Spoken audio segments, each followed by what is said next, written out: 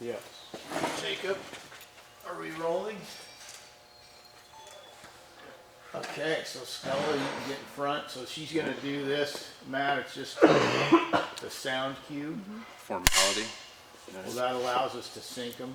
Got it. We sync it on when that snaps. It makes it easy for us to sync it. So you and I are just having a conversation, just talking. All right. It's all good. And if we get to a point where you mess up or you want to start it over and answer or say something different, we can totally do that. Obviously, it's not live TV, so, All right. so we're good. So let's start by telling us when you started working here, George H. I started working here in around 2010, 09, so right after the housing crash. Tom and Blue were working hard to keep the business going and keep all their employees going. And work got scarce down in Monterey, so I came here. Okay. So tell us about your experience in the field prior to coming here. Like how long have you been in the business? I've been in the business going on 20 years. And I started at a small residential shop in Carmel Valley, working directly with the owner. And I was there for about 7 years, at which point the housing crisis kind of set in and people were closing their doors and work was scarce. And the union requested a couple times that I come work in Santa Cruz, and I initially didn't want to because of the commute, and eventually wound up coming up here just because I needed work. Okay. Yeah. So you mentioned the housing crisis. What was it like at that time? Like what was the sort of the energy or the vibe in terms of just like you said, work is scarce? Yeah, work was scarce. All the companies were fighting tooth and nail to get work and keep guys busy. There was a lot of people out of work. A lot of companies closing their doors. A couple companies that I worked for, went out of business. Companies that had been union mechanical companies for many, many years went out of business during that time. And yeah, it wasn't fun. When I came into the trade, it was a boom. The 6-7 years prior to that, there was more work than any of us could do, and then it came to an abrupt end. Just flipped. Yeah. Okay. And so what you said the union had encouraged you to apply here or work here? Yeah, when you're out of work, your name goes on a list, and then they talk to the different shops and try and place guys. And so I didn't want to drive up here, but eventually I did. So. Okay. And tell us what your job description was or is. I don't know if it's changed over the years and what goes into it. It definitely has. I got hired for a 2-week interval, and it was in downtown Santa Cruz at the Cruzio business, and it was a big, it was a warm shell project, so we were putting in all the air handlers and all the main duct, and then tenant improvement would come later. And I was one of probably 15 people on the job site. And when that job was done, they kept bouncing me around to others. So, but I was a journeyman. I was installing duct. Okay. Yeah. Okay. So that was your job title was journeyman? Yeah, it's okay. a classification. You're either an apprentice, a journeyman, foreman, general foreman, so on. Okay. So, but yeah, just one of the guys installing duct out in the field. Okay. And tell us, if you could, a little bit, because part of what we're talking about is kind of the influence or the role that the union plays, right? And obviously George H. employing union labor, but just the benefits of being in the union and what drew you, what attracted you to that in terms of. Yeah, it took several years for me to truly appreciate the union's role.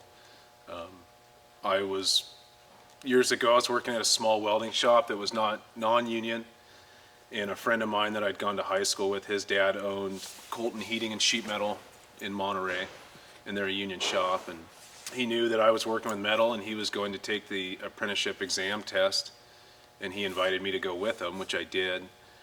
And based on your ranking of the tests that the union administers, you're placed on a list. The better your score, the quicker you get a job, basically. I took the test and got a call the next week from the union rep saying, hey, I've got a job for you in Carmel Valley. which is where my family's from, and so I took it, not even really knowing anything about sheet metal or the union or any of it. So it all happened really quickly. As far as the importance of the union, it really sets the standard for the industry. George Wilson, over the years, has worked on every hospital, every school, literally every state, federal, military building in the peninsula. And the reason for it is because they're the work excellence that they provided, and that all stems, not all, but mostly extends from the union and their training and having manpower available that can man large jobs, big, large-scale jobs. So prior to being here then, or prior to being in the union, you had worked, like you said, in non-union places, so you didn't have to do that apprenticeship stuff, right? I mean, that it was just... Yeah, there was no apprenticeship or training. You just went to work. Okay. Yeah. And so you probably appreciated then the value of being in the union from that perspective too, in terms of making sure you do it right and making sure you're well trained. Like I said, it took a few years for me to realize the importance of the union. I went to school for 2 nights a week in Castroville, so we'd go to work during the day and then do night classes 2 nights a week for 5 years. And at the time, I didn't appreciate it very much. But, it was a requirement of being in the union. But looking back on it, we learned skills that hardly any of our non-union competitors have, and a lot of old school sheet metal skills of how to fabricate and install duct. And without that training, there'd be no comparison. What is it like working for? I don't know if you consider Tom or Blue more of your boss, or maybe both. But what's it like working for each of those guys? I've always considered Tom and Blue my boss, and I still do, even though things have changed a little bit. And also their dad, Jim Wilson, as well. So you were around when Jim was here? Correct. Okay, so what was it like having Jim around? It was great. It was great. You got a 90-year-old World War II veteran who's just a pleasure to be around. Very active in the company. I mean, he works 6 days a week right up until the end. And you'd see him out here in the sheet metal shop inspecting jobs, and he'd make his rounds around the yard and put in his 2 cents where it applied. And I always enjoyed spending time around Jim and working for Jim on his jobs. The same for Tom and Blue. As different as they are, and the two of them are very different. They're both fantastic guys, been great bosses, have afforded me a lot of opportunity to advance within the company, and have entrusted a lot of responsibility into me with some of the larger jobs and stuff that we ran. So.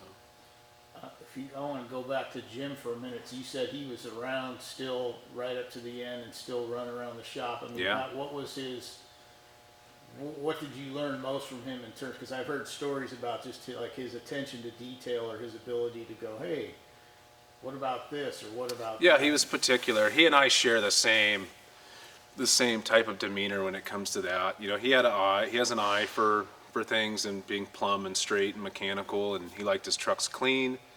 He liked everything that we produced out of the shop to be as good as we could do it, basically. And he had a great work ethic. Like I said, he worked 6 days a week. I think it was his 92nd birthday. We had a party out front and with tacos and cake and whatnot, and I approached him and just thanked him for employing me all these years, and wished him a happy birthday. And it was on a Friday, and I said, hey Jim, I go, you gonna take tomorrow off? And he goes, why would I do that? I said, well, you're 90 something years old. And I go, tomorrow's Saturday. And he said, son, let me tell you something, is I credit my successful marriage to a good work ethic, and I'm not going to change now.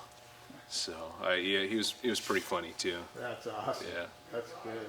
And so, like you said, so the fact that you got to be around Jim then, and now being around his sons, Yeah. you mentioned they're different. Is one of them more like Jim maybe than the other? Or?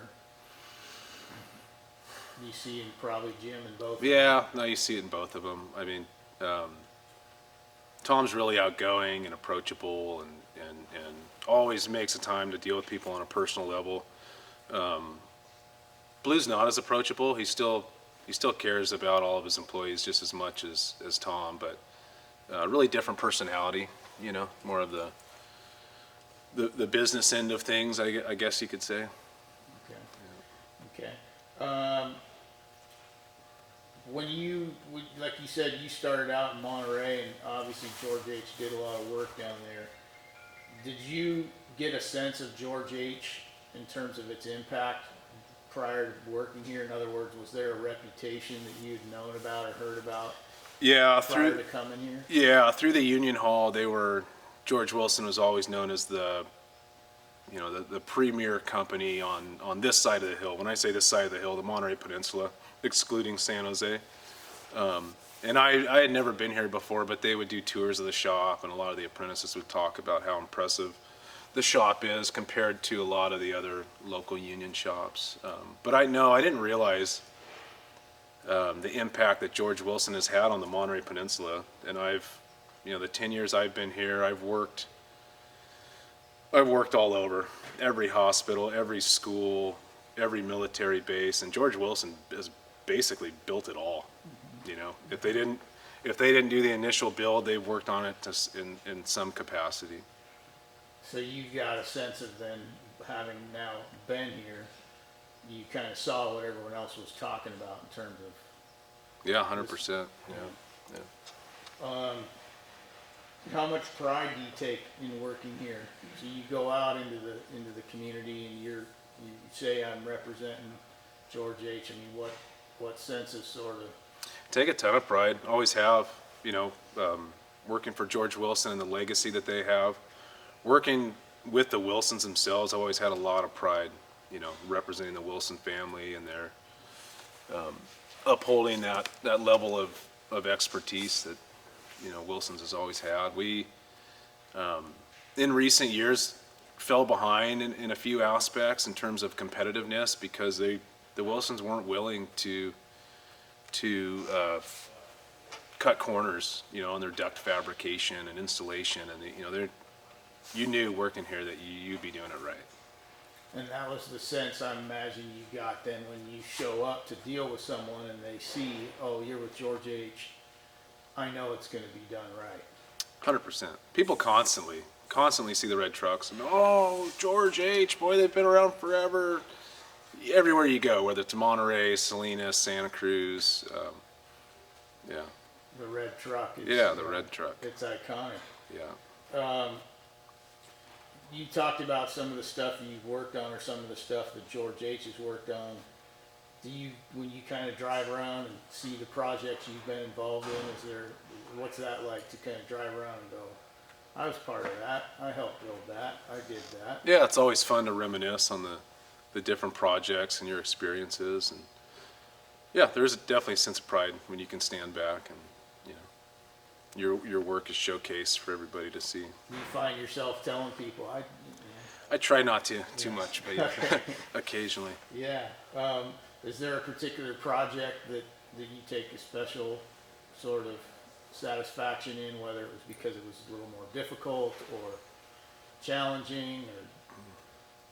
There's definitely a lot of jobs that I'll remember for the rest of my career. There's some jobs I'd probably like to forget. But no, I don't know if there's one in particular. There's a few projects in my career that I've worked on that were particularly special, but. What were they? What made them special? Their locations or just the unique nature of the work, working, you have some houses on the coast with, spectacular views and exotic metals and sod roofs, stuff of that nature. I probably got more joy in that than I do a lot of the bigger commercial projects. Okay. Do you consider what you do to be almost art? Like, you consider yourself an artist? Like you said, at one point I did. Now I'm the sheet metal superintendent, so I manage the sheet metal department for the company. So I joke around and call myself a superintendent secretary. half the time, so not as much as an artist as I once felt I was. Okay, but back then you felt like you were. 100%, yeah. Okay, why? What made it? Like, tell us about it. In other words, I don't know anything about it. So what does it mean to like, how challenging is it to create something that's artistic? And Yeah, there's unique? often times where we would, in custom homes, we'd build ornate copper architectural details for the house, whether it was, a leader head or a cupola or a chimney cap. You were involved in the design, and you'd lay it all out in the flat and kind of determine what your radiuses and angles were going to be, and then lay it out and take a flat piece of copper and form it and bend it and solder it, and when you're done, you essentially have a work of art. How long would that process take? Days, weeks, I mean, it depends. Wow. Yeah, it depends on the scope of the project. Right. I don't know. Well, you were here obviously when they put out this timeline of all these iconic Yeah. when they celebrated their 90th, and it's amazing to look at this timeline. But are there any, like I said, any of these iconic ones that you were a part of that stand out? I mean, I'm obviously UCSC stuff. Looks like some Moss Landing stuff. Tannery Arts Center. Are there any that? I worked on all those. All those. Yeah. Okay. So, I mean, it's kind of cool, like I said, to be part of that stuff. Tell me a little bit about being in here in this work environment in terms of the mood and the setting and the relationships that you developed over the years in terms of, you're now in charge. How many people are you in charge of? Roughly 20. Okay. And that fluctuates. When we're busier, it can easily go to 40. Okay. Currently about 20 guys. Okay. It's that's a good question. I knew a lot of the guys here before I started working here, and my relationship has changed with pretty much everybody, going from working in the field alongside to being their boss. And so I don't know. I try to give the position the respect it deserves, and all the guys the respect that they deserve. But we've got a lot of people we've got our main guy in the shop, Jake Fleck. He's been working on the shop floor for over 30 years for the Wilsons and nobody else. And he's the best in the business. He's, dedicated to the trade. He's been dedicated to the Wilsons. And that's really common around here. There's a lot of people with 30+ year tenure here at George Wilson. There's even more people with 20-year plus, and dozens that are in the same boat that I am. So I mean, that should speak for itself. And that's what I wanted to get at, is that it seems like this place is unique in that way. I mean, I don't know if you can speak to your prior experiences in terms of just the loyalty that the employees have to this company in terms of, I don't want to go anywhere else. Right? Absolutely. The people that are here because they want to be here, not because they have to. It's definitely a choice. There's there's more lucrative work over the hill. Guys want to drive, and there's lots of other companies to work for. But like I said, people are here because they want to be here. And the Wilsons, in my opinion, have always put their employees before themselves. Even when things are really slow, they cut and slashed everything they could just to keep everybody working equally. To try and support everybody when times are really tough. Mm-hmm. That's awesome. Yeah. So you said you had about 20 to 40 depending on the time? Sure, it fluctuates depending on how much work we have going on and the size of the jobs. So in terms of your relationships, maybe with that 20 that you see, or even all of them, but what's that like? Because it's a family business. Do you feel like these guys are family in a way, or Absolutely. Some of the guys that work under me or that I work with really are some of my best friends. I mean, this guy right over there, Chris Albert, we practically grew up together, went through apprenticeship together. We've been friends for over 20 years. And I would say that core group of 20, we're definitely close. I consider most of them good friends of mine, and we're like a family. That's obviously a good thing to have at It work, helps. right? You're It not helps, going to yeah. work detesting your coworkers or dreading seeing them, Right. but it's more. Is there any funny or crazy stories that you have over your tenure here that you could share in terms of just the work or those relationships and funny stuff that's happened? I I've should have heard thought some up a good stories story. about some company parties and things like that. Yeah, there hasn't been too many company parties in the last few years. No, I wish I did. I wish I had a story on cue for you, but I don't. Okay. I'm sorry. Okay, that's okay. If you think of one, Yeah. you can get back to it. Is there anything else that we should know about the Wilsons that I haven't covered in terms of just, like you said, Tom, Baloo, but just the whole setup here? Is there anything else that you think someone watching this should know? The Wilson family is just a special family. Like I said, they've always put everyone else before themselves and truly cared about their employees and their happiness and their health. And I've just witnessed them go above and beyond, year after year.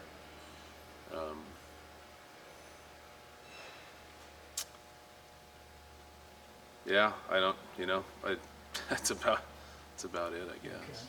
Okay. I'm curious your perspective now on ACO, how much you've been involved in it in terms of the transition to this merger, and Yeah. if it's changed anything or if it's Yeah. remained the same. Yeah, I've been right in the middle of it. And there's a lot of things that are changing. ACO is on the cutting edge of implementing technology, which is great. So that's been a big change for us.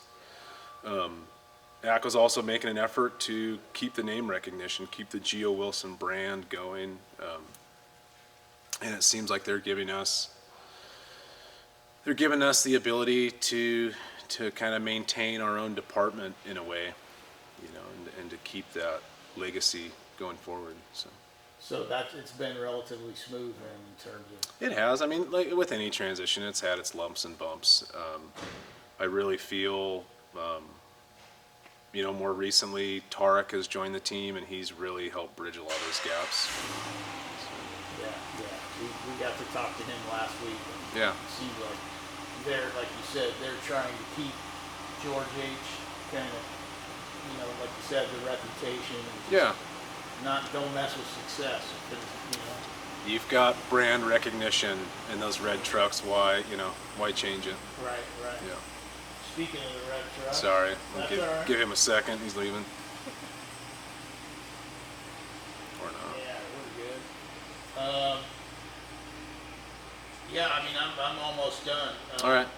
Basically, yeah, we talked about the pride. Oh, so have there been any other instances in your 20 years here where, I mean, you mentioned the housing crisis, but any other times where sort of stuff has happened where suddenly you guys have had to change abruptly, or it's stopped work, or it's flooded work? I mean, prior to you being here, obviously we've talked to some of the older guys about like what the earthquake meant and did. Right. No, because we're usually the ones getting the phone call when there's an emergency. It seems like the company's really reactive, and the entire community, whether it's the county or the city or school districts, hospitals, like I said, I mean, they know they can pick up the phone and call George Wilson anytime, any day, and we usually can provide a solution. So, no, it seems when everything's, when everything's going south, usually we're mobilizing and going to a job site and trying to get it done, get it fixed. So you pretty much, since you've been here, you haven't lacked for work. You've had. No, I mean, there's been small gaps in between one job or the next, but no, I've been gainfully employed, Okay. and I'm grateful for it. What do you see for the future in terms of you and this company? You see yourself here till retirement? I got a long ways till retirement, so I don't attempt to predict the future that far in advance, but I feel with ACO's integration into this company that they're there's tons of opportunity. And yeah, I'm here for the long haul. I'm committed, and you know, I'm looking forward to expanding our branch and growing it. And yeah, sure. Maybe There's get them to open a Monterey branch. yeah. I always joke Carmel Valley would be nice, but Yeah. that'll never happen. Carmel Valley branch. All right, man. I think that's everything. Like I Okay, said, cool. unless you got some old I funny. no, I got nothing You got good, nothing, but that's okay. All right.